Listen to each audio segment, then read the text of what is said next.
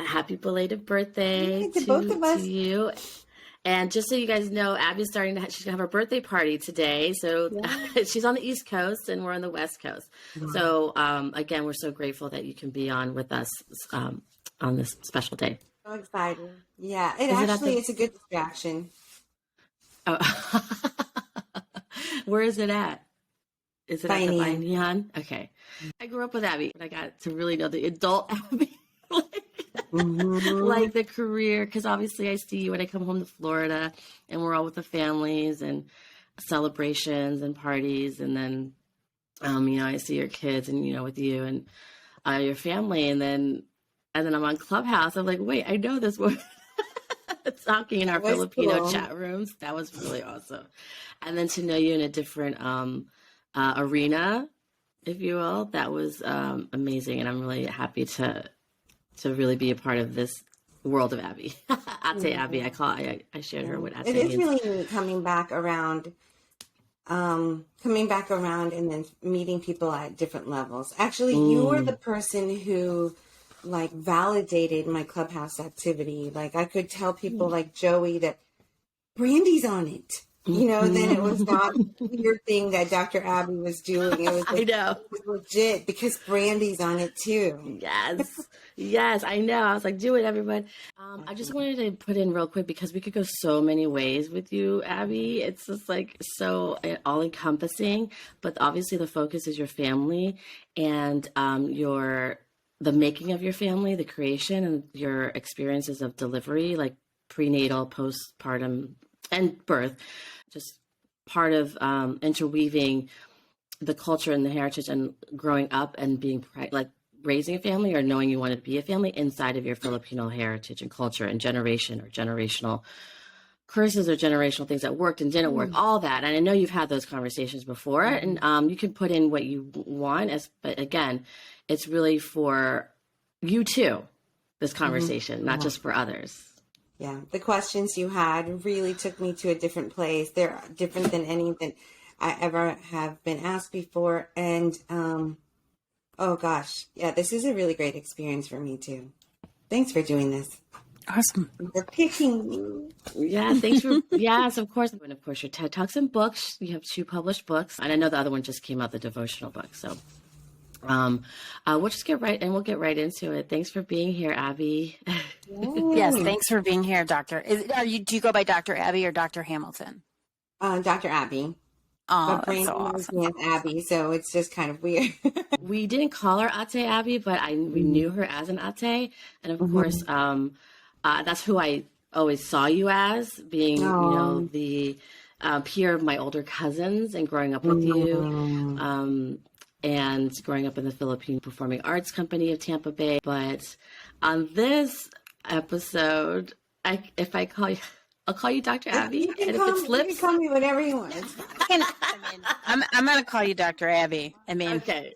You stood in front of a bunch of people and gave a dissertation. I think I have to call you Dr. Abby. So Dr. Abby might make it more Filipino American History Month. Well then. Yeah. I'll own that. I'll own it. Okay, great. So many places of where to begin, but let's begin first by, and this is new for me, Ate Abby, is learning about your, your experience as motherhood. That journey. And, if you can share, let's just start from, and you have 3 kids, so that could be 3 hours of this episode, but we're not. Yeah, I try not to be too long, but I'll give some insight. So. I have a question. I'm always fascinated by this. How long after getting married did you guys start your family? Was it a year, 2 years, 5 years? We got married in 95 to 96, so it was just about a year and a half, and it just worked like this. I was completely on the pill, no plans yet. Of course, I wanted to have a baby when I was 5, and then when I first met my husband, it was like, we shall have babies with you. Like I was a motherly type even when I was younger. So, Oh, yeah. so I knew, I was, even if I had a crush on a guy, I would like imagine being his wife with the children, immediately. Aww. So, but we had not really made an official decision, but about a year and a half in, something like, a year and a half, something like that. Mm-hmm. I went on a trip and I had forgotten to refill my birth control pill. So I was like, oh, shoot, I don't have anything, I don't have my birth control. And then I was like, how about I don't refill it? And he's like, okay.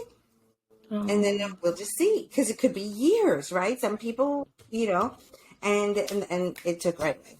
So, Taylor was made. That is awesome. And then the spacing of your kids, was it intentional? No. Actually, I remember when I found out that I was possibly pregnant with Christopher, my mom said, Abigail, why? Because why? 22 months apart when they were born. They were 22 months apart. So I had a 1-year-old. I mean, when I was pregnant, she was 1 year and 1 month, and it was like, you still have a baby. Like, why are you having another baby? I thought that'd be very Filipino-esque to keep having more babies. I don't know. Maybe not in my family. So, Taylor was still so new. And then Christopher and Ryan were 3 years apart. Mm-hmm. So it's 2 years and 3 years. Ryan was an accident. I don't remember.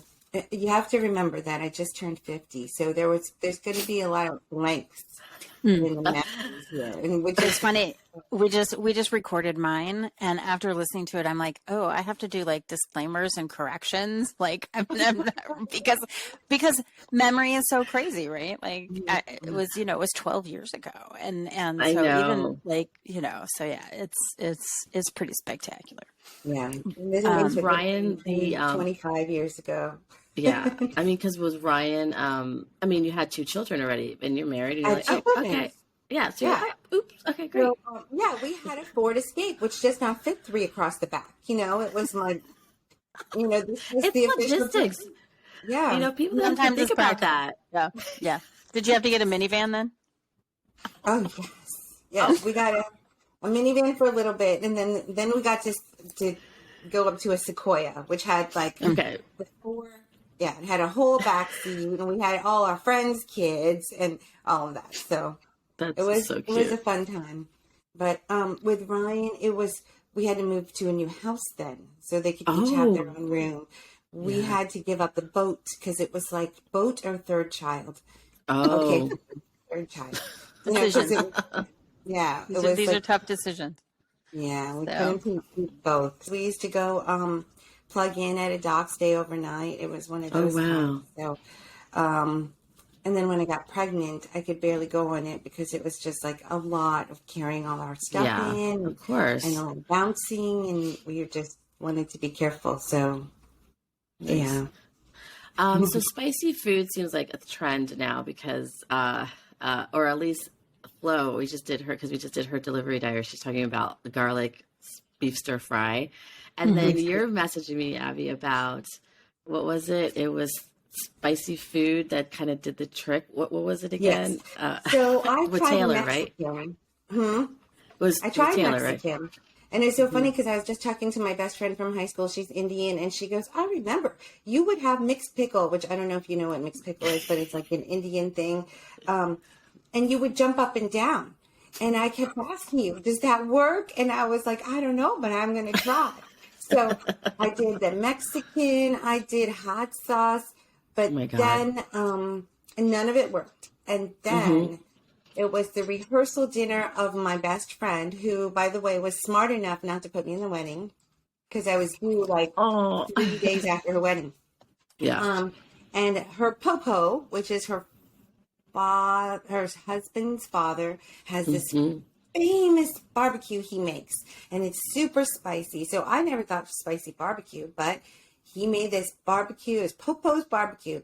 And that night, I after the rehearsal dinner, I was like, oh gosh, why did I eat that? I spent like 2 hours on the toilet, just like trying to figure out what's wrong with my stomach. And I wasn't, what's wrong with my stomach? I'm having indigestion. And I thought if I just stayed on the toilet long enough, I would feel better.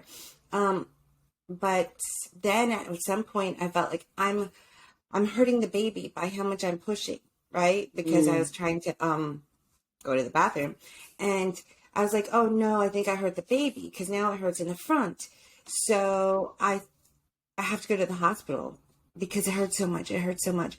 I hurt the baby because I was trying to poop, you know? And then I started getting dressed. Mark was like, where are you going? I was like, I don't know. I have to go to the doctor because I have to go to the hospital 3:00 in the morning. And when I get there, the ladies, I was like, I'm trying to go to the bathroom and I think I hurt the baby. And she's like, honey, are you pregnant? Because you're at the women's hospital. And I was like, yes. Yeah. And it turned into me on the pot in the delivery room on the potty and all of them surrounding me to observe how Oh my God. And it was more like, and this is how they knew what was happening. I was like, see, it hurts. And, I was holding my belly. It hurts so much. It hurts. And then I was like, see, it really hurts. I don't know what see, it hurts. It hurts. The good traction. Well, these are like waves. And so they said, let's stick her on the bed and flip her over and figure it out. And they were like, whoa, this is happening. So 36 minutes later, she was born. Oh my goodness. Yeah. So you didn't know that you were having contractions? No, I was trying to poop. Yes. It was the I'm food. saying poop. Abby's saying poop on a podcast. What was happening? But this is where we keep it real. People need to know. Mommies and women. It's part of the delivery. Well, does Taylor like spicy food now?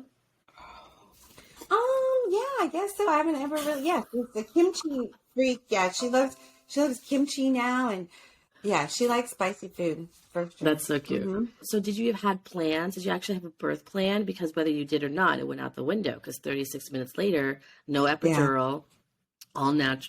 Oh yeah, yeah.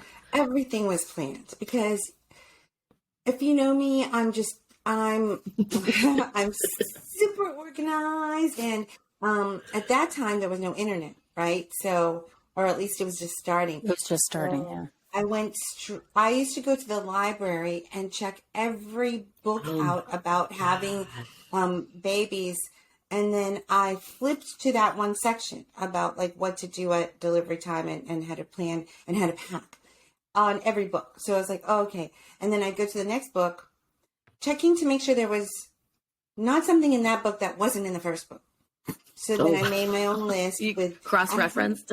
Yeah, I have like one of these, what is it? Fear of missing out, fear of better offers, where you think there's something more to know and you needed to know from every book, from every book. So, I made, so we had VHS movies ready to put into the VCR at the hospital because they had a TV for you. I had a cassette player with batteries in it because I wanted lullabies playing when she was born. And all 24/7 in our room, in our hospital room, I wanted lullabies playing. Now you could just pull up your cell phone. So I had bought cassette tapes. I had. Did you hear that, everyone? Jenner's cassette tapes, VHS thing. You used to listen to audio on that. For our listeners, our Gen Zs and our Gen Ys and our don't know what a cassette is. Go to Google Images and I know, right? Go to your closest museum or antique store. No, I mean, I meant that's great because the planning you had. I mean, I think that's great because you used your resources. I mean, whether Mm-hmm. that's your type A or or personality, it's you Mm-hmm. use your resources because you wanted to be empowered. It sounded like, Yeah. or you just want to be Yeah. knowledgeable. Or did anyone in your family or friends just even talk to you, or did anything pass down any advice to you besides you Out of looking all things our up? friends, I was the second one to have a baby. Okay. Yeah, because I had a baby when I was 24, 20, Mm-hmm. 25, no, 24. So all our friends from college weren't even dating the person they would marry. I Yeah. dated Mark in college. Um, so one of my sorority sisters had a son. So she told me all the things she did and passed down things to me. Of course, your mother always tells you stuff based on what she did when you were little. So, Mm-hmm. Some mothers, not all yeah. Yeah. mothers. I mean, my Oh, mother did, but I don't think all mothers tell stuff. So My mom, and of course, my mom, and yeah. so it's just like I didn't even know about her birth experience until I was pregnant.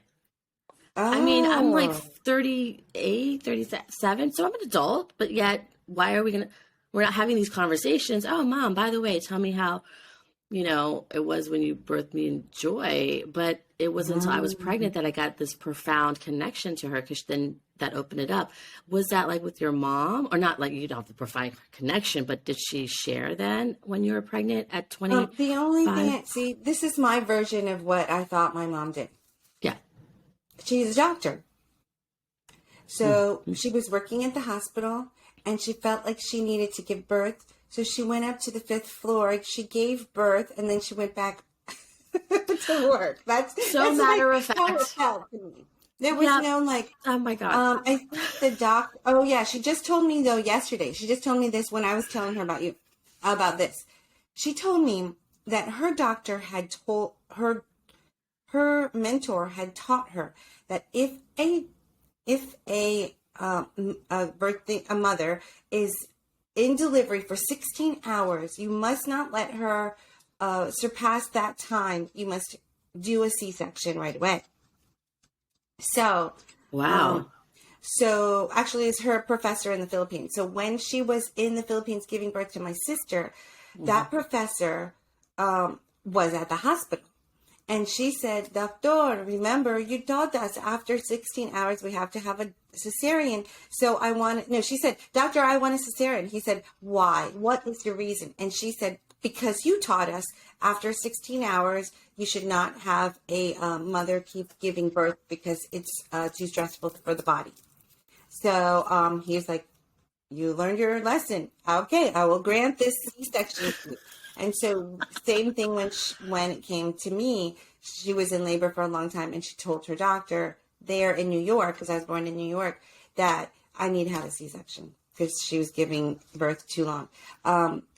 Yeah. And then the only other thing I've known this story for a long time is that Dad showed up late after I was already born, and Mom was in the recovery room because she had the C-section. Yeah. So, and she wasn't with the baby. And when Daddy woke her up, she said, "Sorry, Daddy." And he said, "What happened to the baby?" And she said, "It's not a boy." Oh. I can relate to that. Oh, middle child, not a boy. That explains all my self-esteem issues and the Yes. reason that I have to speak up and be assertive and break out of that whole "you are not what we wanted" and all that. So Yeah, it came right out the door. Yeah.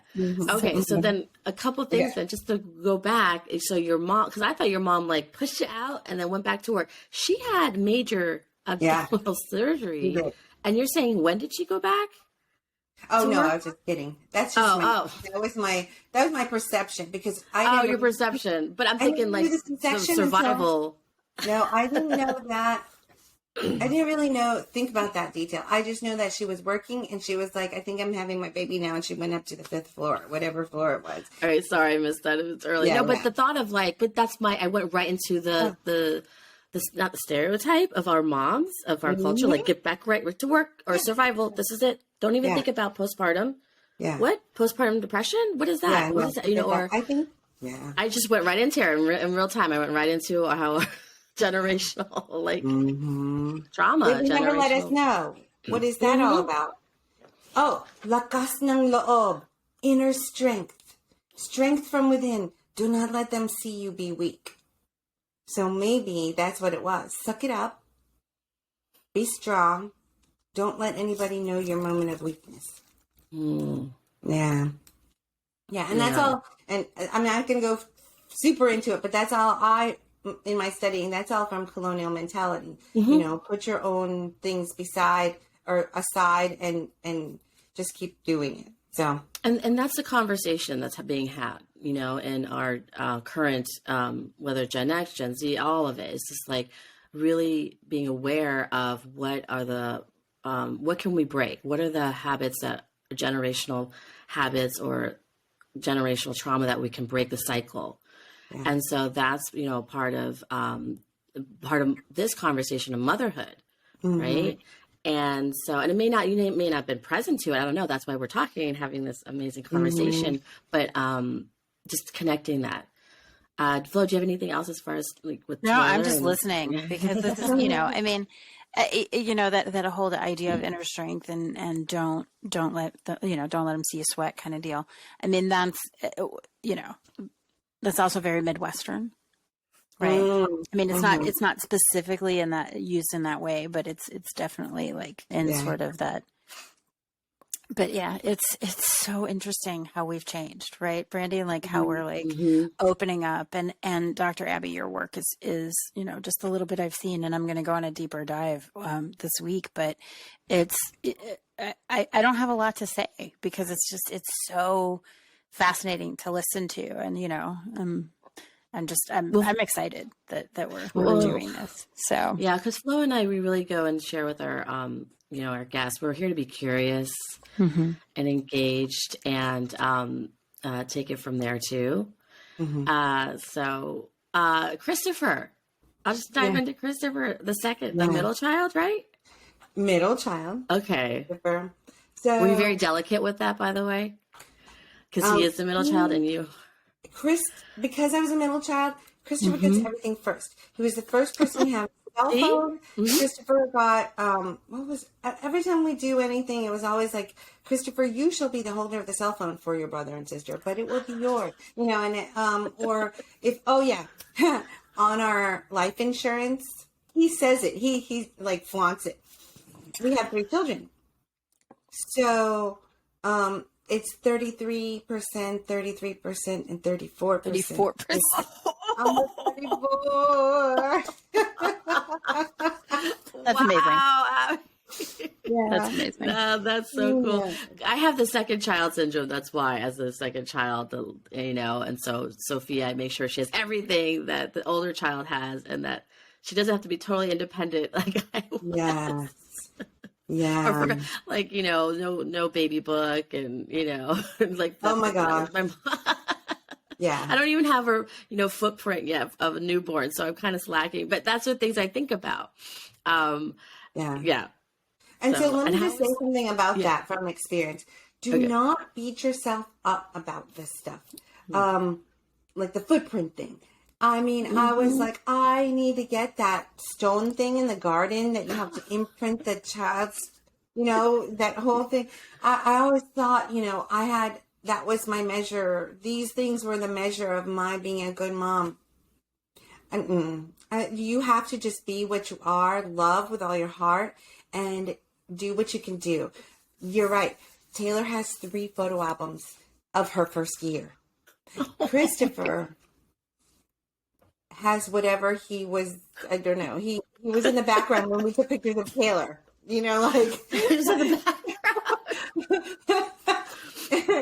So so Christopher was, we went to the hospital. He was, because the first one came so fast, they said, I have an easy cervix, so your next one will be induced. Because the second we induce, you'll have that baby. With Taylor also, I was 3 centimeters dilated for 3 whole weeks. And so it was kind of like the worst torture in the world to have everyone call you like, so. And my husband and I have a story where he called me and he was like, so anything? And he said, and I said no. And he was like, hell Zippo. And I went, click. So now he has like an El Zippo, like it's a joke. So when you, I have one, sorry to interrupt, but I have one question. So Taylor, how many weeks were you when Taylor was born? I was 3 days away from my, okay. But yeah. had been 3 centimeters dilated since like 37 weeks. That's crazy. Yes. Yes. Painful. I mean, we told people at work, they're like, that's gross. They're walking around like all open. Or this is, or It's Flo, 3 centimeters. It's like this much. It's like, oh, Flo, you mean Christopher Flo? The second no, child? I meant Taylor because it went so fast. Once she was in hard labor, it was like really quick. But yeah, that's true. Yeah.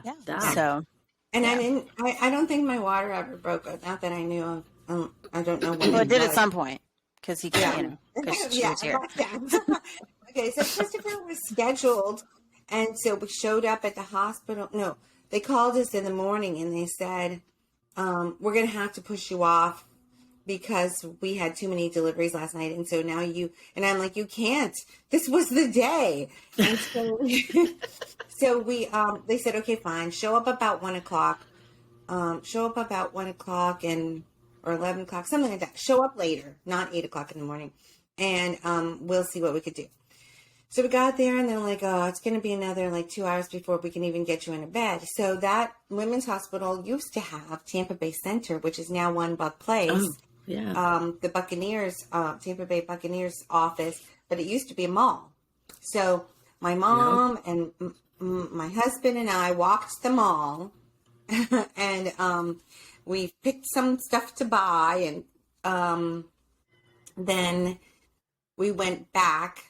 And then they started putting, doing the Pitocin thing. Mm-hmm. And they said, we're gonna up it by a certain amount every so often, every hour or so, and then just see when it finally gets high enough, then you'll go right in. So it was like 1 o'clock, 2 o'clock, 3 o'clock, 4 o'clock. After work, all my friends already planned to come to see the baby, which was still not born, and And they knew that I wanted Cuban food because someone had brought me Cuban food when Taylor was born, and I was like, oh, I love that. So someone got me picadillo, which I wanted, and then they ended up buying Cuban sandwiches for everybody. So when you're giving birth, you cannot eat. Yet all my friends were lining the room like it was some house party or something, just eating Cuban sandwiches all around me. The whole room was the young pregnancy. I know they're in your 20s, these young people. Like, no idea. Sure. They were having just the best time. And then, and we were all socializing and everything seemed fine. And then all of a sudden, one of the contractions was bad. And I was like, ooh, that was not a good one. And I was like, I think I need everybody to leave now. So Mark walked them all out. Mm-hmm. Was the food? Did they leave the food? Thanks so much for what? Did they leave the food? They left food for me because I was going to have food as soon as I possibly could. But yeah, I know, right? It's all about the food. No, but he decided to walk them out and be a kind host. And he left me in the room by myself for the contractions. And I was like, oh, no. And then he came back. Of course, I yelled at him. And then 30 minutes later, Christopher was born. So from first bad contraction where you feel like my world has just been changed to birth was about 30 minutes ago. Yeah, he was born at 9:46, I think.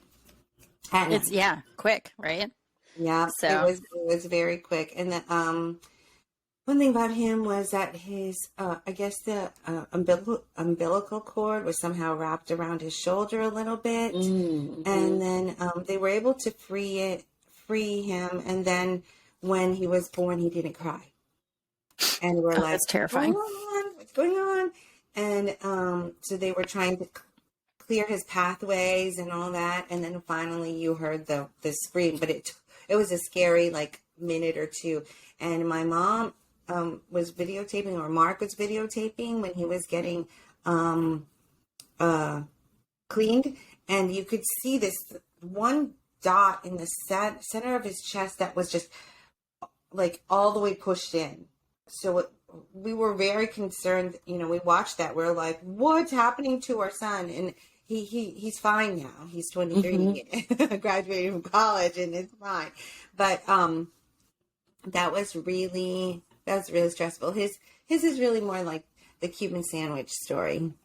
And the other one was that is so Tampa Bay, Florida. You know, I mean Florida flow. It's like whenever I land in Tampa, where's the Cuban sandwich? And Cuban coffee. my husband went to college in Jacksonville, and yeah, we're Cuban sandwich fans in this house. So yeah. The thing with the big story with Christopher. I don't know if your doctor told you this, but my doctor said, listen, if a baby gets sick, has a fever in the first 8 weeks of their life, you have to rush them to the hospital right away, because it could be meningitis or the common cold, and a baby can't fight it on their own. You have to treat for meningitis immediately. Did they tell you that? I don't remember that. I don't remember that. Yeah. Was it back? This is ancient times. I forgot. No. So here's the thing. I was really good. Let's see, Taylor. Yeah. 7.5 weeks. I decided to take Taylor to Citrus Park Mall because I was done. Mm-hmm. I was done staying in. And I took her at 7.5 weeks to the mall. She ended up getting something. She got it. Oh. She was only a few days from the 8-week mark, but the doctor said, it's black and white. You have to bring her straight to the hospital. So she had to get hooked up to IV. She had to get all the antibiotics. And so with Christopher, we were like, we are not going anywhere. And then, let's just say, a close friend, someone who's close to me, asked if she could drop off her baby, who was similar in age, about 5 months younger, while she went and did something. And I figured, what's the big deal about 2 infants, being, and they're separate carriers, and then I can feed bottles or whatever. I was still on maternity leave. So Christopher was about 3 weeks old, and I didn't know. Yeah. But that lady knew that her daughter had a fever. So Christopher ended up Christmas Eve, and he ended up spending Christmas Eve in the hospital. And one of your questions that you in your email to me mentioned this, and I didn't want to bring this up, is my mom decided Mark had to take care of Taylor, so my mom stayed in the hospital with me, because in our family, no one stays in the hospital alone, right? So Mom stayed with me, but Mom was stressed out because she was planning a big gala, and she needed me to help do the seating charts for her and all that stuff. So we were going to just brainstorm together. But Christopher, in his hospital bed, did not stop crying. So much. And my mom's like, he needs you to feed him. And I was like, I already fed him. And she's like, maybe he wants more. One time, and I was like, I refuse for him to be on the bottle. This whole bottle breast thing, right? Mm-hmm. While I was sleeping at one point, I saw the nurse, when I woke up, I saw the nurse walk in with a bottle that my mom had requested. And that was happening. And I was like, what? And she's like, because he's hungry, he keeps crying. You know what? Nurse shift changed, and the next nurse came in, assessed the baby's body, and found that this hard Band-Aid, they put the IV into his foot, where the ankle is. The hard Band-Aid that was right here holding the thing in place was cutting into his skin. Oh. And that's why the poor child was crying, not because he was hungry. And so anytime he did get a tiny wink of sleep, it was still with excruciating pain. So anyway, So that whole, you know, the bottle thing was a thing, and then the whole fever thing. So, but Christopher's still alive. Well, for anyone that would have that kind of sort of experience, like, did you just have to, okay, take a breath and then know that it's okay? Like, if he ended up okay having the bottle and he went back to breast, obviously, or what was that? No, I like? I think we tried the bottle and he still wouldn't drink that. Yeah, Oh, I hear okay. Sophia. Yeah, I know. I'm going to go. I know. The monitors, I should have muted the monitor, but I'm going to wake up the husband now. Hey, so talk look, among it's- yourself. I'm going to keep recording. Okay. I know. It's just, this is it, right? Like, we're all moms and this is a thing. And so Dr. Abby, like, this is such a neat experience. Did you, I mean, I have some more, like, when did you get your PhD? Like, how old were you? Was that when were your kids young? No. Like, my kid, I just got it 2 years ago. oh my God, that's amazing. So my kids were in high school or college watching me do it. And then when they were in middle school, high school, I was doing my master's. Okay. So Yeah. they observed, you know, the different things in my life that I've said. I'm going to, like, my daughter made this video of me that on Mother's Day, and it said, you know, you've always done what you said you were going to do. You wanted to start a Bible study, and you started one. You wanted to be a director of a Philippine dance group, and you became one. You wanted to, you wanted to start a blog, and you blog, and you did. At that point, I had not done a TED Talk. I had not written 2 books. I had not gotten my PhD. And the biggest thing you could do for your children is to do something for yourself and have them observe that and see it and get inspired. That's and awesome. they now, they wear me like a badge on their. Oh, I would. I'm gonna wear you like a badge for the next couple of weeks until we get your episode up. Man, you're amazing. You're like your whole journey, like just the TED Talk and the books and you know the idea of assertiveness, and I mean everybody needs it, but that it's, you know, it's focused on a community that you want to help, you know, culture and community that you want to help. Yeah. I don't know what the best word is, but that you just want to help, and it's amazing, and that's awesome. Yeah, it's because I was there, you know. And the thing is, I see all the Filipino kids, all the second gens running around, you know, and first and 1.5 gens, and I'm like, speak up. I'm not, you know, like I see them suffer. Actually, you have a family member, Brandy, in my book on the very first page of the first chapter. Do you know that? These are people. Now. Yeah. Your family member, I observed, and she was my muse for this entire book. So yeah, we all need to speak up, and I'm finding it's not just Filipinos. It's like you were saying, Midwestern, military kids, because their parents are really strict, conservative parents, people from old-fashioned Black families, like children, you're seen and not heard. You know what I mean? Just hush up there and eat your food, right? Yeah. This is, so needed. It's connected. It's needed. It's connectedness, because people can relate from all backgrounds. Yeah. But then it's so ingrained in certain cultures. Yes. Yeah. Yeah. So crazy. So now we're on to the third baby. Want to the story? The third baby, they officially told me that you will not be coming in today. So I had because I couldn't eat. I couldn't eat from the night before, right before you get induced, you're not supposed to eat. So then they're like, well, and today, since you're not having a baby, you shall eat that food, which makes you the most happy on earth. Olive Garden.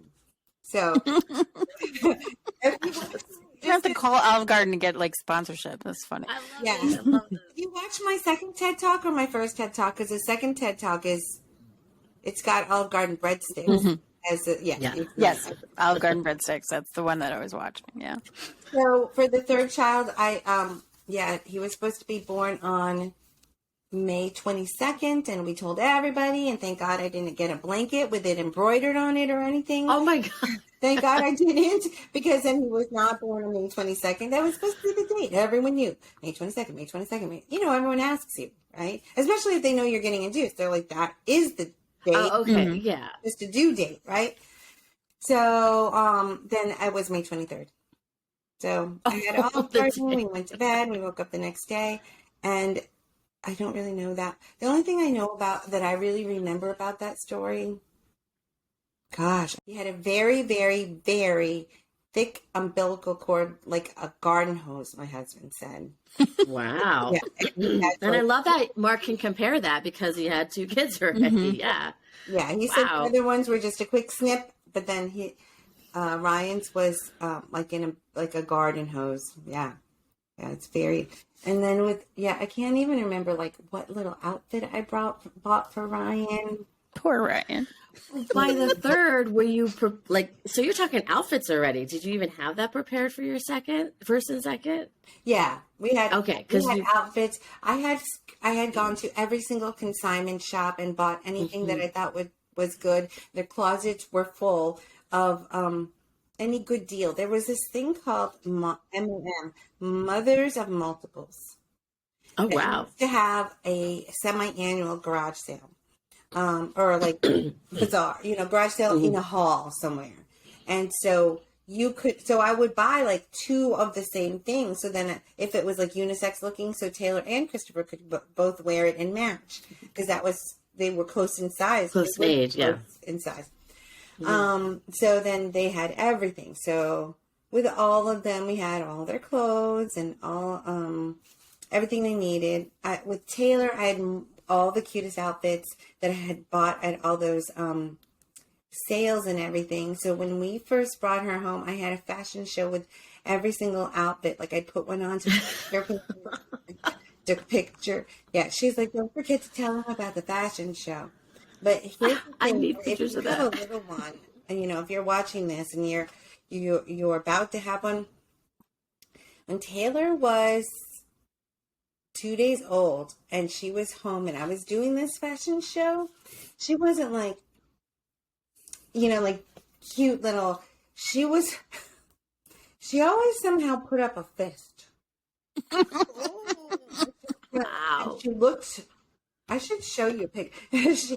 That's amazing. Yeah, definitely. I'm totally going to put that in our videos. Beat you up. I will beat you up. Well, female power. And yeah. she Don't mess with is me. tough now. She's tougher than I am. She works at a middle school now. And in a God bless her. low grade school or whatever you call that. So it's the kids there are really rough. And she has to be rough with them, and so she'll be like, no, I told you. And I'm like, I was a middle school and high school teacher for 11 years, but I was never like that. So I'll listen to the way she talks to them, and I'm like, ooh, better her than me. So it all started. It went into the assertiveness conversation. Mm-hmm. Yeah. Yes. There's different ways. She learned more than maybe she learned through the fire, Yes. Yeah. Dr. Abby. Yes. Mom. Like you definitely had a hand in that. So then when Ryan, because he was obviously natural to birth, and Yes. was there any foods? Oh, it was the breadsticks. Yeah. Yeah. I love this. This is going into the title. Yeah, the breadsticks Olive Garden will be his story. Yeah. But that was just because to distract me, because we had to wait a whole entire day. I know. So, but yeah, they always got me picadillo.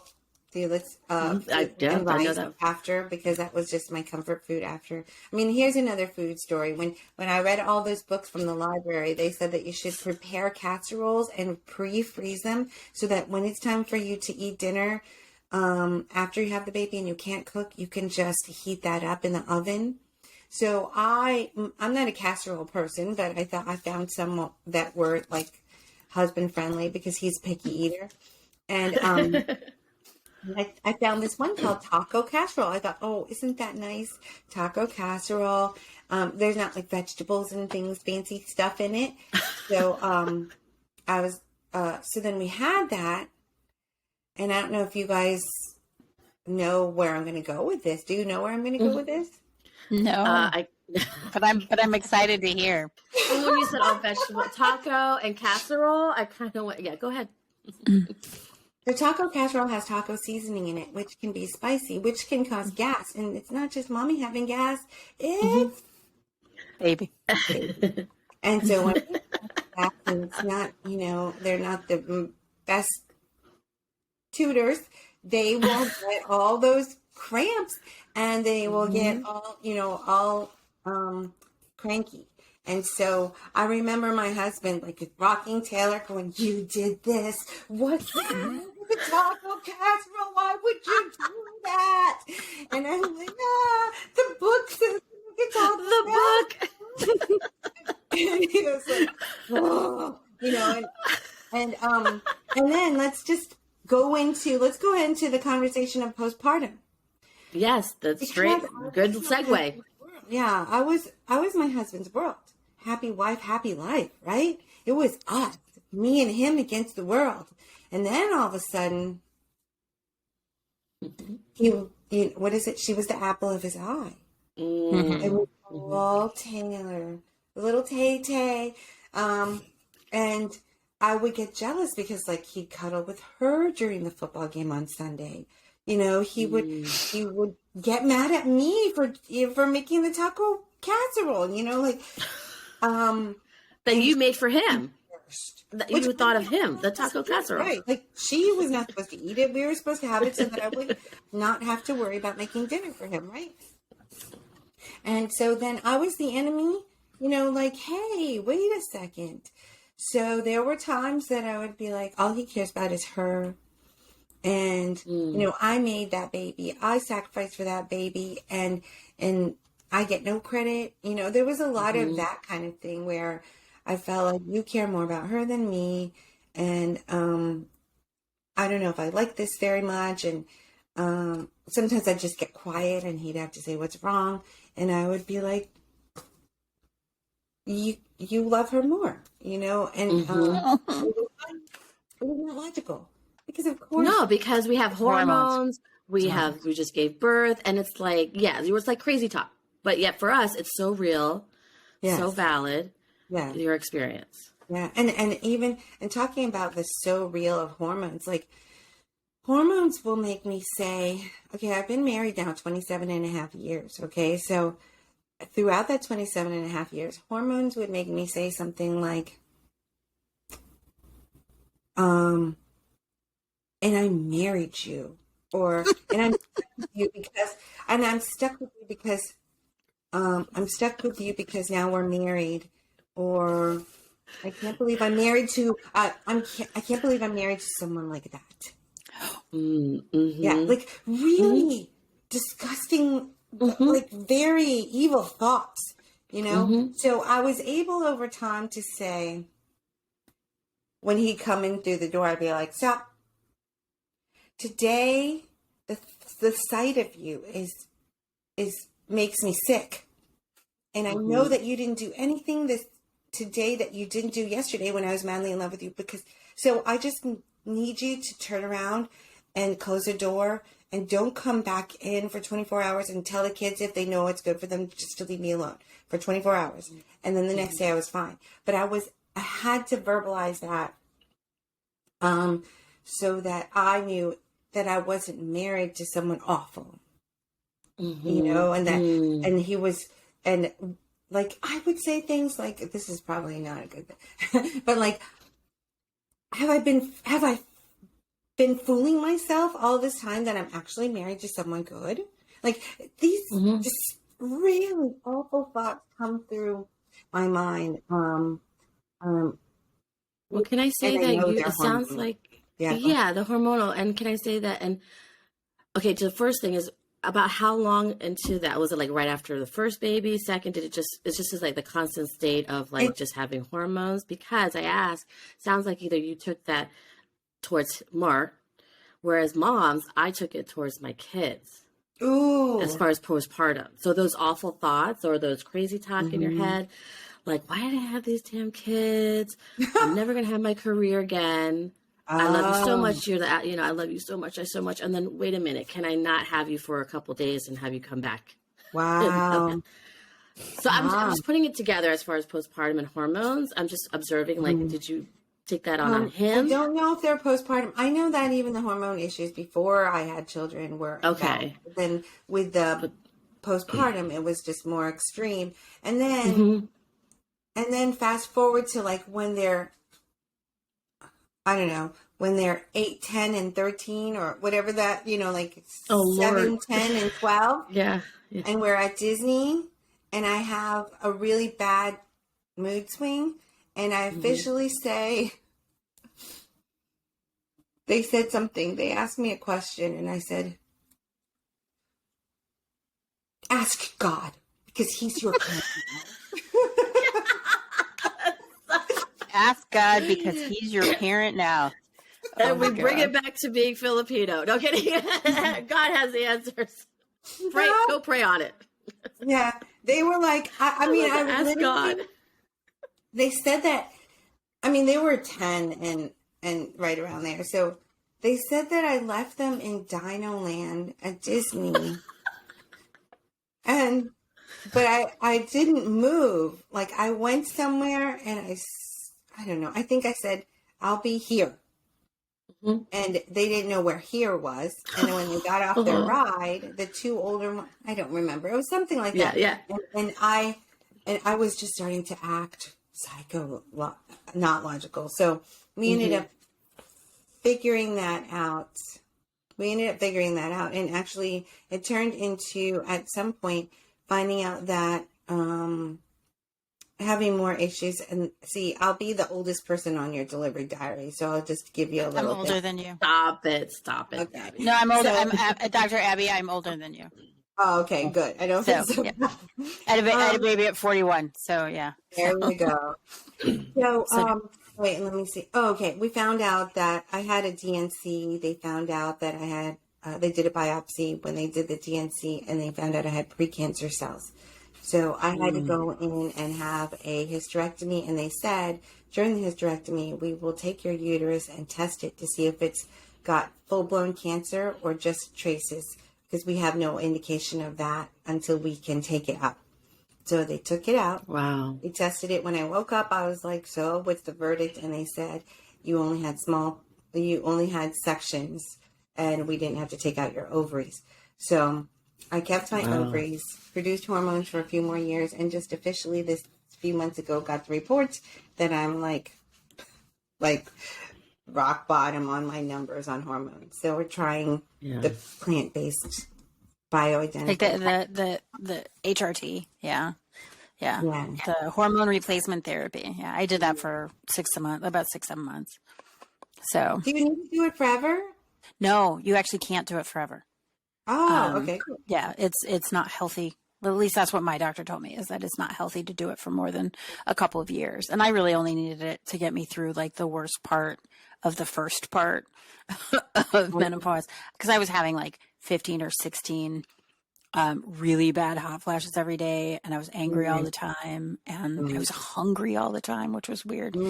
But anyway, that's the other end of the spectrum. It's not really that's in the different podcast. It is a different podcast. I know, a different episode, but the DNC though, we just talked about that. Is that the dilation and courage? Yeah, cutterage. I don't know how to say DNC. Is that what Abby? Yeah, DNC, the dilation. They said that they were going to clean, because after a certain amount of time, it gets gucky at there, and that they would clean some of the extra floating things out. And yeah, we mentioned that in Flo's episode too, so we have that information up too. And then you had a hysterectomy. I did. Can you just touch on that, because that is in the essence of, what we create as motherhood, as title women, as title, can you just touch on that as much as you want? Yeah, I didn't feel like you had removed I had 3 wonderful children. To me, it was not symbolic of anything other than the fact that I was so thankful that I didn't have cancer spread, and also thankful that I could still keep my ovaries. The cancer, I was thankful that we caught it before it had gotten more. And then I was concerned about the little, because they just cut a few different holes in your tummy area, right? And then they do it all laparoscopic. Oh, so they do hysterectomies different ways. Mine was laparoscopic. This was really weird. What they do is they put the little straws in you, and then they put their tools in, cut it up, Then once it's loose, they deliver it like a baby. Oh, wow. Okay. Yeah, that was, I did not know that. yeah, because it was like, how are you going to bring this whole uterus up through the straw? You know, like they didn't cut me. They only did little slats to put the straw through. Does that make sense? Mm-hmm. Yeah. It's crazy. So yeah, so then they delivered it, the loose uterus, like a baby. You know, I've been checking to see if these funny scars would go away, and they kind of have. But it's not like I'm going to be wearing a bikini anytime soon. So, then my favorite thing is the fact that I just never had periods anymore. Mm-hmm. Never. Like, I forgot what it was like. This is kind of gross, but I actually went to the bathroom and I saw someone forgot to flush it, and I was like, oh, we need to rush someone to the hospital. They're not healthy. Like, what's going on?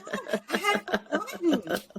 That's kind of gross. And it's in the forget file. No, this is it. I mean, we're not even talking about placentas yet. We did all that in the other conversations. This is like a lot of, and just that's so hard.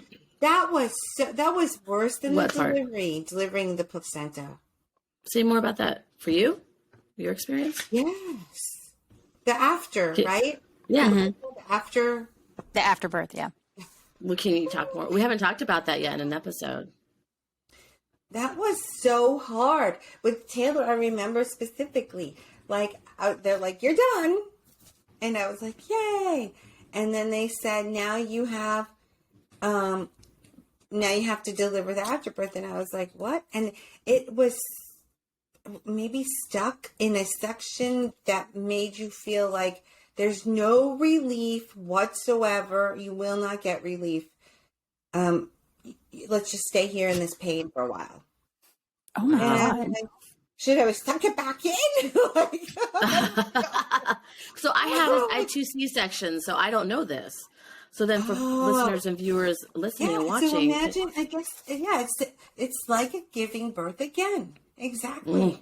At least in my case, because I was like, do I keep pushing it? Do I put it back in? Like it's in limbo with here, and I'm not okay right now.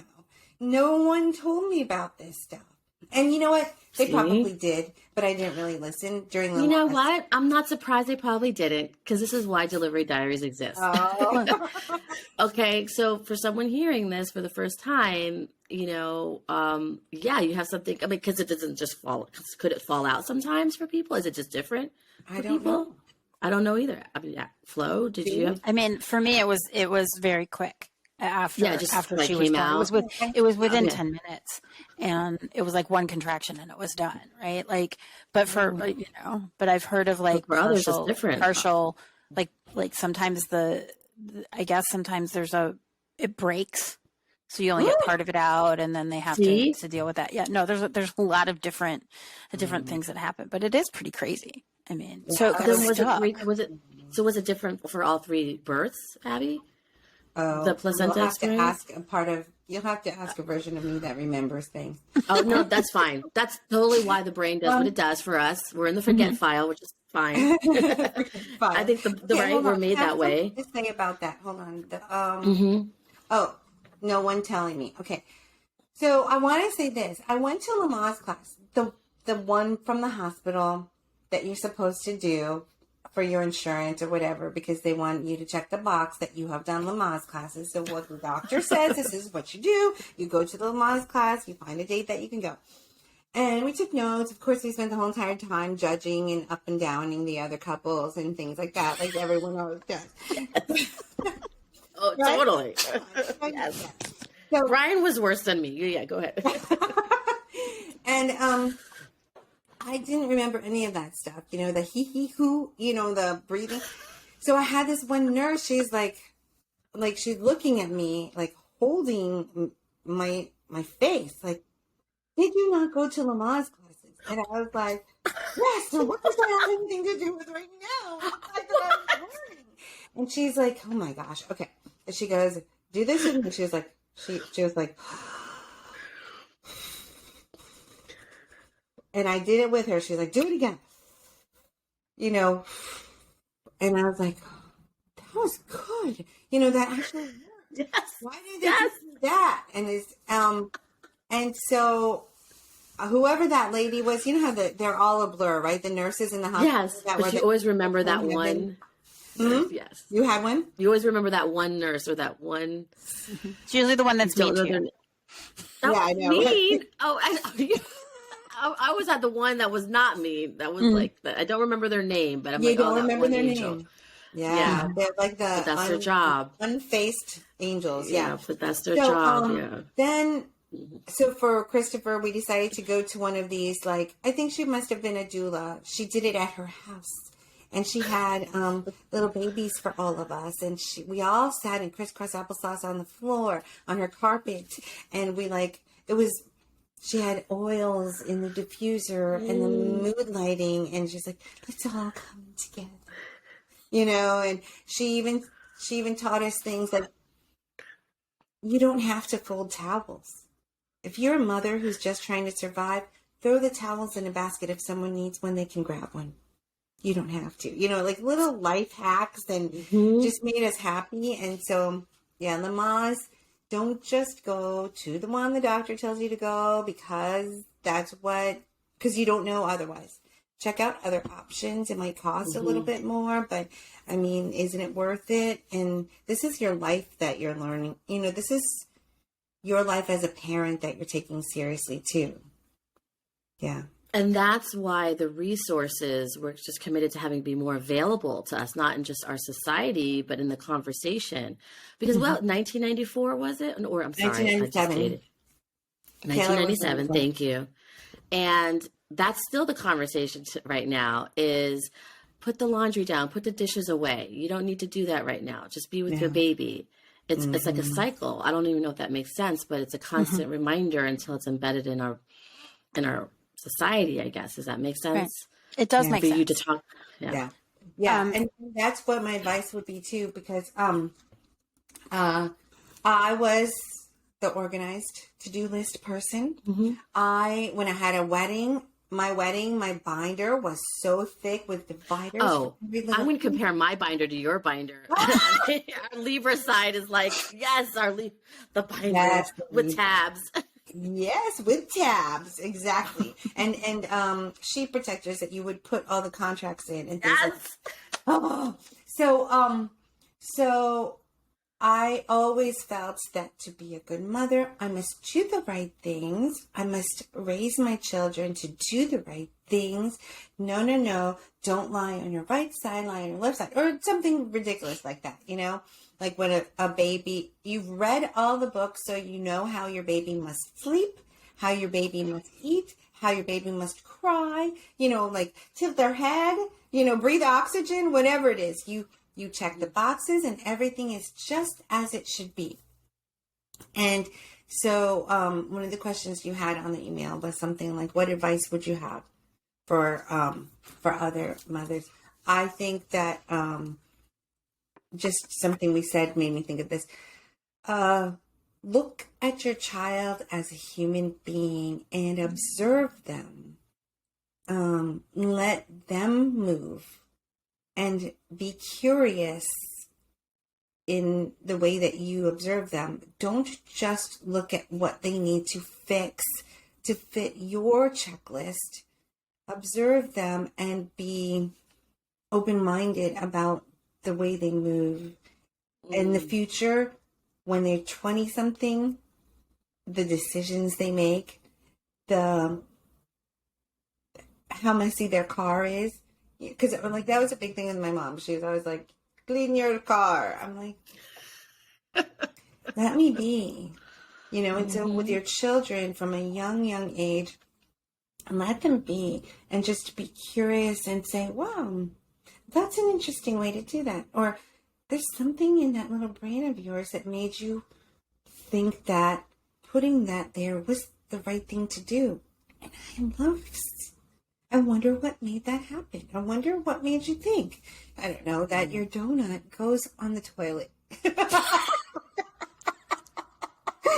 I love that. Oh, it's huge. Awesome. if it were our parents, we were like, that donut. Yeah, they're like, doing that eat the donut, you know? That's disgusting. That's the germs. Yeah, Yes. of course that's not. It doesn't fit the checklist. Hassan The Minaj, checklist. do you know him? Yeah. Yeah, The comedian. Now with actor. a new comedy special on Netflix. I love him so much. And when this one came out, I heard it. I was driving long distance, and I was like, "What?" And I listened to it. I should have listened to it twice because they're so good. He has a baby now, and he was talking about. It's something like, you are the second gen. You make your own decisions. You will decide on your own major. You are the second gen. You know, like, it's Yeah. so real. Breaking generational curses, being a Filipino American, but yes, being raised in that home and that culture. How did that affect or impact in a good way or not so good way, but mostly like how was that positive, or how did that impact you raising your kids or having kids? Gosh, there's a lot there. Okay, so how did being raised in a Filipino household? Okay. So I know that being raised by my parents, Bishop Loreto and Doctora, you know, that we learned, and your family is like this too. There are ways to be proper. There are ways to appear. There are ways to do the right thing, to greet people and make them feel wonderful. Respect, man po. The elders, yes. Offer the food. Carry a box for them, right? That's a big one, right? Carry the box for your tita. So I knew how to do that, but I became a prisoner to it, where there was no thinking for myself. And I think that it was when I went into the work world, and I talk about this on my TEDx talk, when I went into the work world and I started to become someone who has to make decisions, I found myself saying, I would hold my hand like this, praying hands. You're the boss. I'll do whatever you say. Until one day when I was like, no, she's human too. She doesn't necessarily know why it can't be that way. So I spoke up. And then when I started to really think about how I spoke up, I started to feel like I need to find more power, find my own power, find my own independence, my own confidence. And Brandy, you know the Filipino community that I grew up to. That's that will just squish you into a little Abigail. You do not know Abigail. Do it like this. I remember one time, and you could guess who it might be, but I remember somebody's like, Abigail, better to do it like this. And I was like, hold on, let me see. I've only been helping Tita with Santa Cruzan since I was 16. That means I've been doing Santa Cruzan for about, 26 years at this point. So, thank you. Thank you. Thanks, Tita. Yes, Tita. Yes, Tito. Thank it's you. It's a Filipino festival. But it was like this. Thank you. We're going to do it like this. And how polite you said that. Yeah. You said that so politely. Respectfully. Like so, in finding this power, I felt so free. Like I could be. And her reaction was probably like, okay. Two options. One is like, oh, yes, Abigail knows. Or, can you imagine Abigail said no? You know, like, she is. But, talking and eating and she thinks she runs the world, huh? You know, like that whole thing. And I don't care at this point. I take it every single time. Someone's going to do that. And do I know all the information to make the best decision? Yes, I surely do at this point, because I'm 50 and I know and I've done it, right? And you own it. And I own it. So now I realize that I am smart and I bring value with my own ideas. So I had to break out of that and find my own freedom. And that's what I'm telling everybody to do. I will tell you this, though. and I don't know if this is where you wanted me to go with this, but it's about our children too, right? So I thought that I raised my children to be completely free, but I didn't. And now that they're in their 20s, I'm realizing I did still raise them with a little bit of that whole, this is how I did it.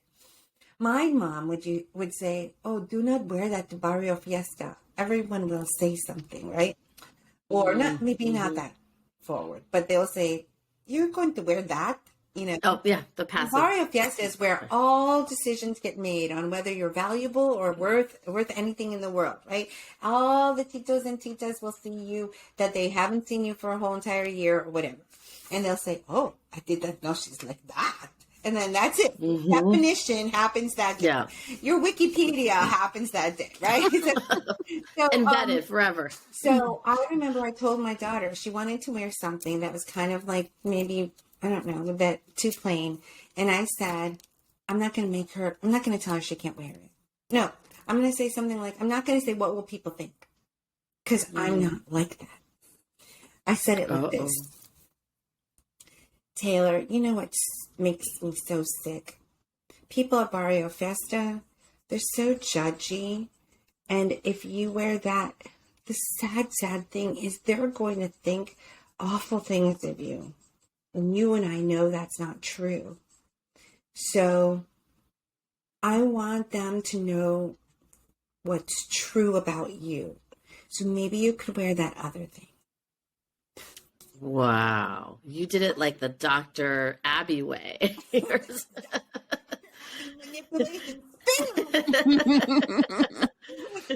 yes. Wow. Yeah. And then actually Taylor's in my group, and she shares that she shared something about how when she was told to dress or act a certain way, she felt she was not free to be herself. That was her story. I had to put that in my book. That was painful. Anyway, it's true. And I'm learning now, like my kids, it makes them sick to the thought of telling me something that would make me be like, Ryan, why? They would rather just not tell me. And what kind of relationship is that? So I'm like, don't screw up. Tell me I'm good. We're all human.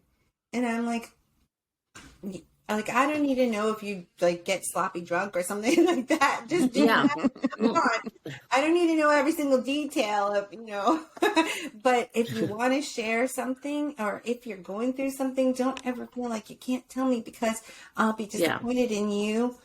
Like I love you so much. And maybe I will feel sad if something happens, but we're in this together. And the thing is, it's very late right now in my children's lives for me to go back and erase the things I've said to them about you should live a certain way, or the things I've made clear as expectations. I now say, like I told Ryan, you're old enough now. You don't have to earn mommy points. If you want to move to Timbuktu and it's far from me and you have a great opportunity there, or you just feel like that's where you want to live, you go wherever you want to go. You don't have to live near me, although that's what I would want. You don't need mommy points anymore. The mommy points. I like that. I'm going to take that. You don't need the mommy points. He said, I understand, but what if I like mommy points? Aww. And I was like, shoot. Well, then you're going to be imprisoned by that. Like, you're going to have to really decide whether you like the mommy points more than what you wanted.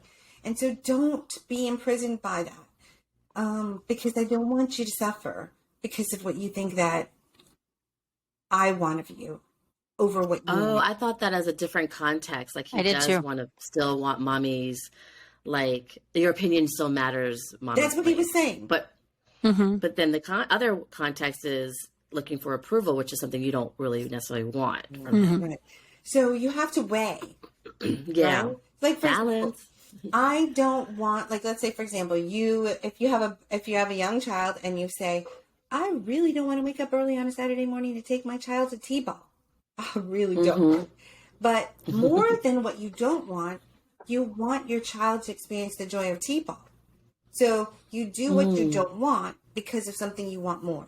So with my kids, I'm like, you need to evaluate whether you're putting mommy points over what you really want, or do you want the mommy points more? It's very complicated, but we need to get to that conversation because there's some undoing we have to do. So your children are still young. Find that happy balance where they can say, hey, Mom, last night I didn't want to do my homework and I didn't want to study for a test and I didn't and I failed. I love this conversation because I specifically wanted to have moms that have older kids. And I mean, obviously you have to recollect, go back, your birthing experience, but to have this wisdom to come into play for moms that have younger kids. Yeah. So we can start working on either our paths or ourselves so we can start practicing how to implement these practices with our young children to when they're older, as if you're seeing it now. Does that make sense? It makes perfect sense. And I'm going to interject a little bit here because I think, Dr. Abby, what you're talking about is agency. Is an individual human being's ability to make their own decisions. And in our family, now we only have one child, which makes it way easier, right? And in our family, it's always been progressive agency. That's what we're trying to do. We're not perfect, right? What do you mean? But like when she was 2, you give her a choice between this and this, and she gets to choose, right? And now, like, she dresses herself, and there are some things my 12-year-old I'm very uncomfortable with in terms of like the makeup that she wears or the this that she does, or because I remember when I was a kid, right? And what it meant, because, in 7th grade, when the girl who wore all the makeup, like what she was, it's my own internal crap, right? And I think that may be a little bit of what you're talking about. And it's fascinating, just the progression, because it is good to hear, like, you're opened up to your adult children and being like, hey, don't think of me like when you were a teenager, when you were younger, and how I was then. This is how I am now. And I just want you to go live your life. And I think that's beautiful. And I think it also shows like we can grow at any point in our lives, like it's when Brandy was gone taking care of Sophia Brandy, I asked Dr. Abby when she got her PhD, because I figured she got it like when her kids were small, and it's only been in the past couple of years. And it's like, and the thing that she said was like, the best thing you can do for your kids is do something for yourself.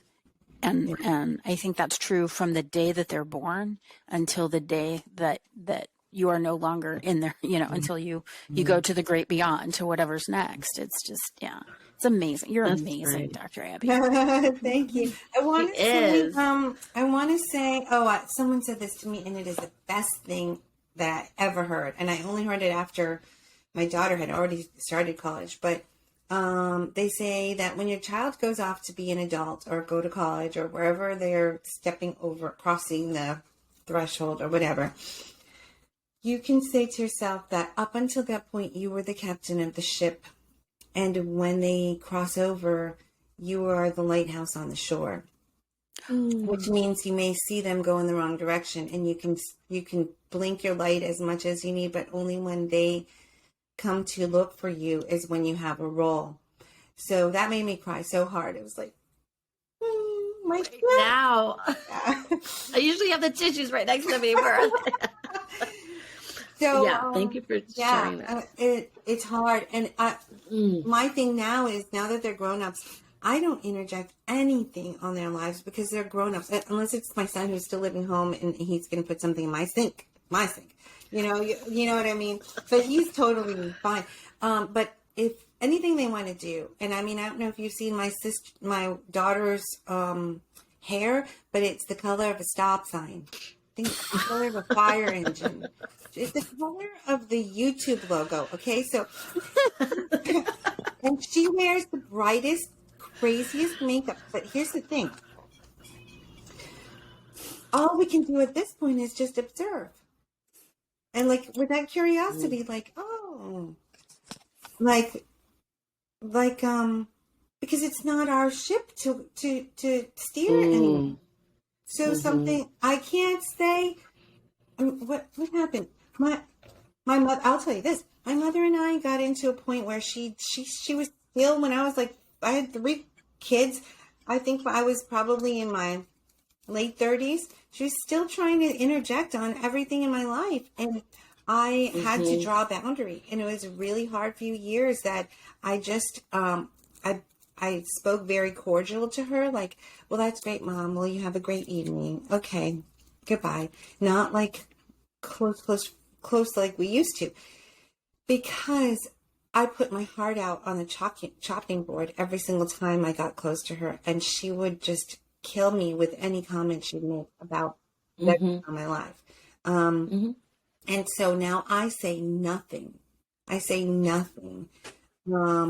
If my child puts something on and says, I think this looks good, they have a brain. If that's truly in all their judgment, what they think looks good, then I will not say, well, what on earth were you thinking? I'll tell them if they have like a spot on the back or thread hanging down, because they may not have known that. But if they say, I think this looks good and I don't think it looks good, it's their life. So that is a big thing. And also with this last thing, this is my last thing, but this is my big speak up enough for young parents of young children.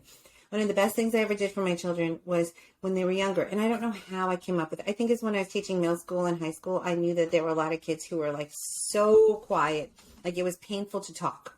So my kids at age like 3, 6, and 8, I'd take them to my mom's house. On the way there, I'd say, we're going to Mama's house. Tita Beth is going to be there, Mama's going to be there, and Uncle Eugene's going to be there. So make sure you ask each 3 of them 3 questions about themselves. So then they call it your 3s. Did you do your 3s? So my story is this. Ryan would go up to Mama and say, hi, Mama. Oh, hi, Ryan. How are you? My grandchild. And then, Mama, what did you have for lunch today? Oh, Ryan, you want to know what I had for lunch? Oh, it's delicious. Have you had sinigang? It's a wonderful dish. You should taste it. Have you had it? It was so good. And then, in Ryan's mind, he was just thinking he was doing his 3s, but he got to then experience the power he has to make someone so happy. And then he had 2 more questions. And can you imagine, like, in that moment, maybe this was my intention.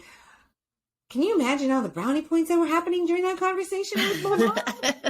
Like, she's like, I will give you the world. I'll sponsor your college. You want a new car? That's all happening. Like, Ryan is so good.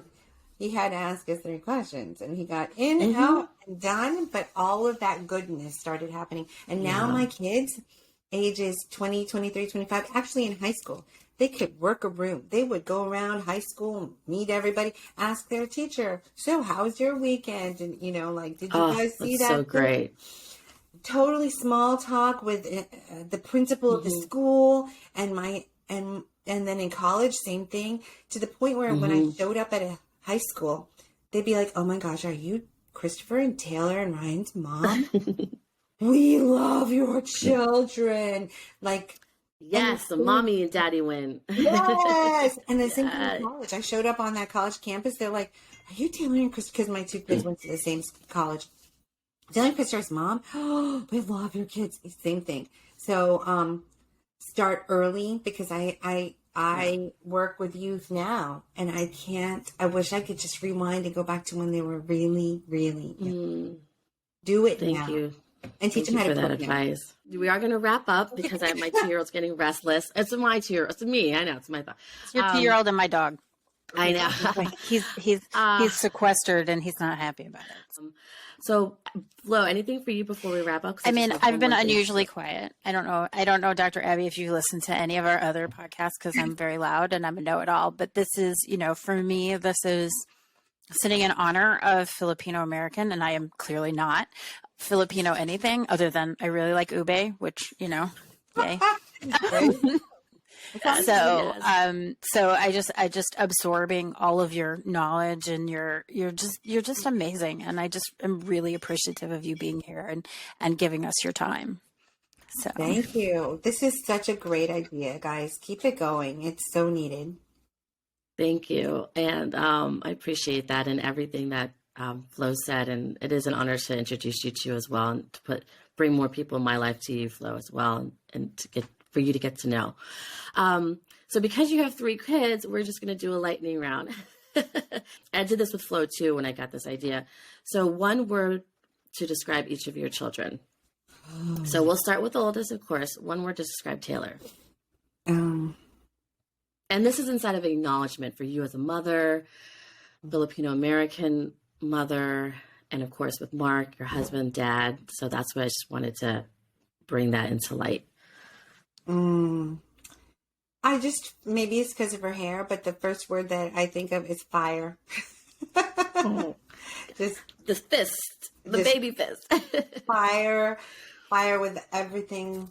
She's on fire. She's awesome. Christopher, middle child.